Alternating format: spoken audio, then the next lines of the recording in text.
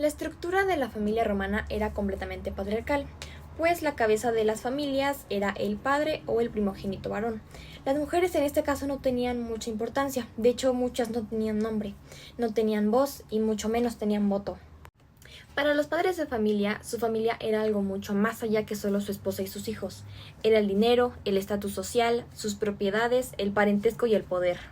Por lo que los matrimonios no eran exactamente por amor, era por conveniencia, ya sea económica, política o social. Frecuentemente comprometían a las niñas de entre los 12 y los 15 años con hombres muchísimo mayores, por lo que existían muchas viudas jóvenes. Las familias romanas podían estar compuestas hasta por cientos de personas.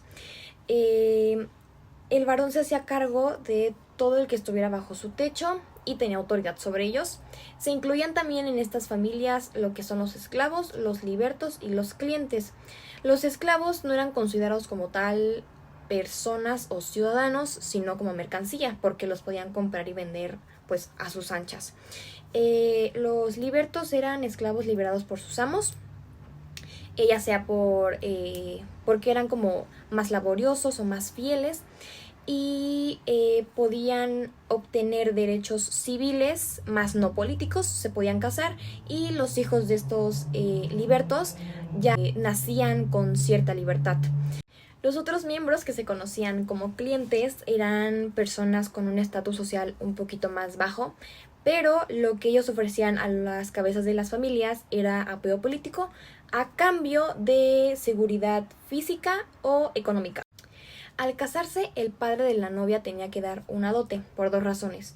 Uno, como muestra de estatus social de la familia de la novia, y dos, como seguridad por si había divorcio o fallecimiento.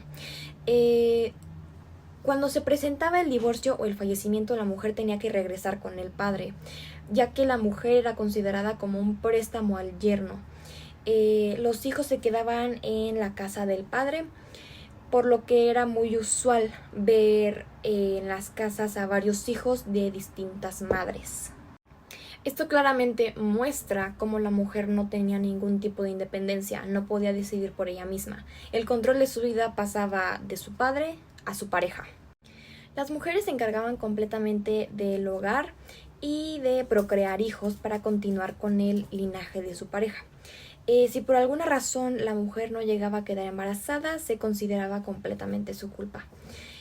Al nacer, los niños se dejaban en el piso y el padre de familia decidía si aceptarlos o no, ya sea cargándolos o dejándolos en el piso. Si no los aceptaban, podía ser por varias razones, como deformaciones, dudas sobre la paternidad o por su género.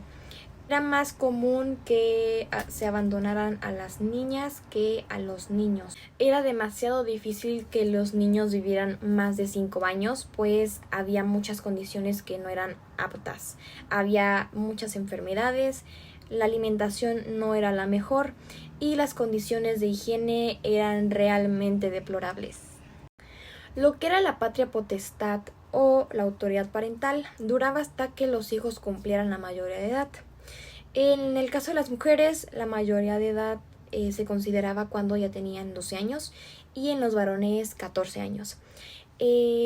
Podía haber una ruptura de esta autoridad si el padre se consideraba incompetente, ya sea por que hayan cometido un crimen, alguna incapacidad mental o alguna conducta inapropiada.